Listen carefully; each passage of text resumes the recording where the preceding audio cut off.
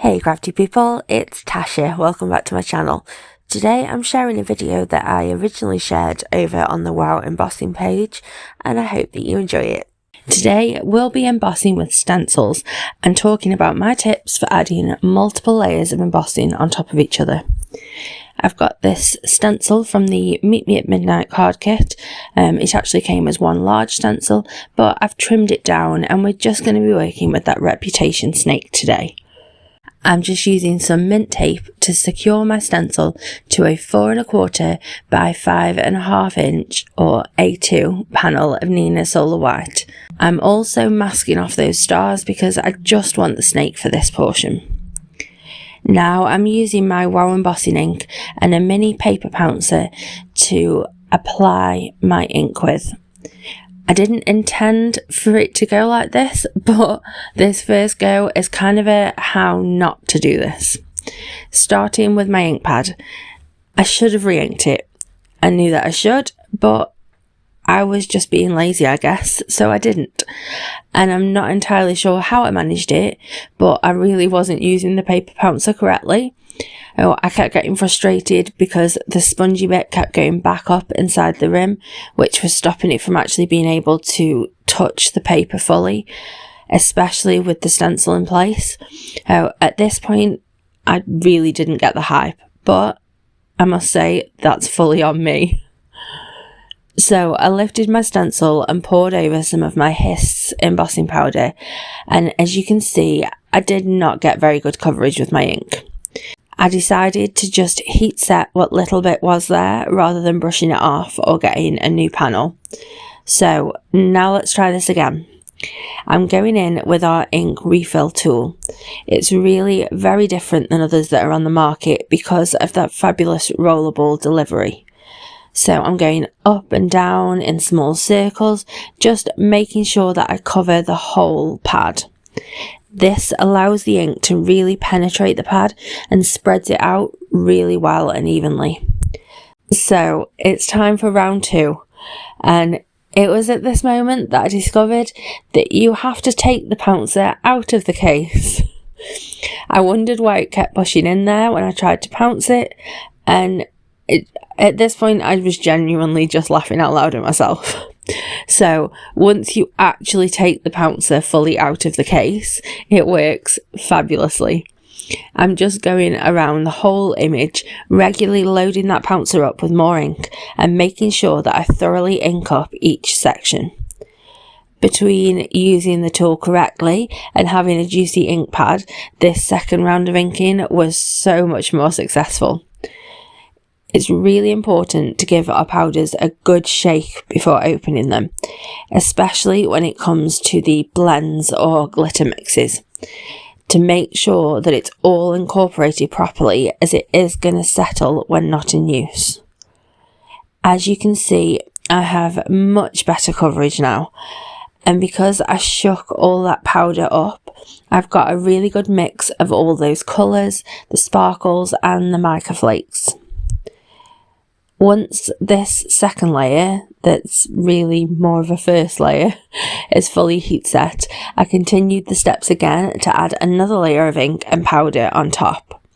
I'm now heat setting that, and you can see how much more opaque that now looks. But there are still a couple of areas that I didn't quite get enough coverage. So to avoid repeating everything again, I grabbed my Wow embossing marker and I'm just going over those areas. The main issue is the head, but I did also add a little bit to the end of the tail to make sure that it's really crisp. Then I can pour more powder onto those areas and heat set it. I like to gently heat the area where the fresh powder meets the previously melted, and that just really helps to smooth the transition as the powder levels itself off. I've got a thick enough layer of colour and sparkle across my snake, but to give it a really raised look, I want to add some clear embossing over the top. This will not only raise it, but it's also going to encapsulate all of that texture and leave a really smooth and glossy finish. To really up this effect, I actually added 2 layers of the clear gloss. For that second layer, rather than adding the stencil and inking again, I just poured the powder directly onto my snake as soon as the previous layer set. When you have thicker layers of embossing like this, it starts to take longer for it to cool, and that also means it has enough stick to the surface for it to grab onto fresh layers of powder if you're quick enough. I really love how that finishes off the embossing beautifully. Now I'll work on the sentiment. I decided to try something a little different, and I'm stamping onto some red metallic cardstock that came in the card kit that I'm using. Once I have it in my Misty, I'm actually adding some anti-static powder to it. Normally, I don't really use this very often. Our powders have some really special anti-static properties built right in, which kind of make the anti-static tool redundant. However, that isn't going to stop the powders from sticking to any moisture that's in or on your cardstock. Cardstock that I've not tried before, and because it has a shiny surface, it could have easily picked up any oils from my hands, so I don't want to risk ruining my sentiment, and I just decided to go ahead and add some. I'm stamping in VersaFine Onyx Black, which is a black pigment ink, and it's going to stay wet for longer, especially on shiny cardstock, which is perfect as this is going to grab onto my clear embossing powder. After I heated it, I was a little surprised to see that the black really wasn't as opaque as I thought it would be, and I'm not really sure on it. So I did also stamp it onto white cardstock too, and I can decide which I like better when I come to assemble my card at the end. Originally, I'd planned to keep the background a single layer, but that red cardstock has me all inspired, so I'm switching it up and fussy cutting it. I know fussy cutting isn't for everyone, and it's definitely a labour of love, but here are my absolute top tips for fussy cutting. Sketch the outline that you want to cut with a pencil first. This way you can make sure you have equal margins all the way around, and you aren't trying to make decisions on where to cut whilst you're already in the process of cutting. Use the right size scissors for the job. It's infinitely harder to get a straight line with smaller scissors. Conversely, it's almost impossible to cut in small detail areas with a huge pair. Cut off any excess cardstock to give you more freedom to move as you cut. Go slow and steady. I'd much rather cut one time slowly than speed through and wind up needing to start all over again with a new image. Lastly, hold your scissors steady and turn your cardstock instead. Now that our snake is cut out, I need to create a new background for him to sit on. I'm starting with another A2 panel of red cardstock. This one happens to be from Heffy Doodle, and I'm going to ink blend over it to darken the edges, leaving a highlight section in the centre. I have sped this up quite a lot because ink blending does take some time if you really want to get a smooth colour and smooth transitions. I'm using 2 shades of Catherine Pooler inks. This first one, Cranberry Fizz, isn't really much darker than the cardstock, but it's going to work as a really good transition between my darkest ink, Merlot, and the cardstock colour, which will be my highlight. Merlot is a much deeper colour, and it's giving a much more moody tone to the panel. I'm concentrating the darkest colour on the corners and round the very edge of the panel, and once I'm happy with the colour that's there, I can go back in with my lighter shade to smooth and soften that transition to the bare cardstock in the centre. I personally love some splatter on my backgrounds, but I usually stick to black, white, gold or silver. But I thought this could be a fun place to try something a little different. I'm still using my metallic watercolour paints, but I'm dipping into the darker green shade. I like to flick paint off the edge of an old gift card to get some really fine spray, and then I'll get in closer for those bigger spots that you see on there. I really love how that metallic green looks against the moody red background. It's really striking, and I'm super glad that I pushed myself out of my comfort zone. Now, this needs to be set aside whilst it dries fully.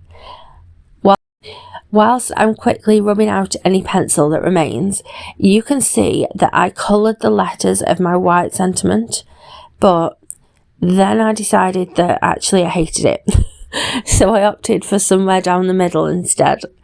I trimmed the smallest letters off my red one, and then I popped that up on foam adhesive onto the white one to make a sort of hybrid of the two, and I actually really like that now. Now that the paint splatters are dry, I can finish my background with another couple of elements, starting with a little more ink blending. I'm adding a grey snake with the extra sparkle bits directly onto that red panel. This is going to work as a kind of shadow under my embossed snake, and it just kind of adds even more depth and interest to the background. I grabbed another of the pocket paper Pouncers to lay down this grey, again to avoid disturbing the stencil as I go. Now, in case it wasn't already clear that my reputation for this design is Taylor Swift's Reputation album and era, I want to point out that along with snakes, a core theme of this era was newsprint. And whilst I don't actually have any of that, I do have some hero transfers that are going to give a similar effect. Now, they're actually words to a Christmas carol, but nobody's going to be reading them that closely because this is going to go in a frame on my wall for a start. Plus, I'm only selectively applying them in 3 areas over the panel. If you haven't tried these before, they are definitely something I can highly recommend. You just rub to adhere them to whatever surface you're working on and then peel away the plastic. Super easy to do, and they come in so many different designs too. I've also added some foam adhesive behind my snake to give some extra dimension, and this is something that I love to do on my designs because I feel like it always elevates them, both figuratively and literally. I'm honestly obsessed with this, and it might well be my favourite Swiftie art that I've created yet. I'll have all of my supplies listed below, but you can head over to my accompanying blog post for a visual supplies list if that's easier for you. Please like, share and comment, and don't forget to subscribe if you aren't already. Thank you so much for spending this time with me today. It means so very much to me.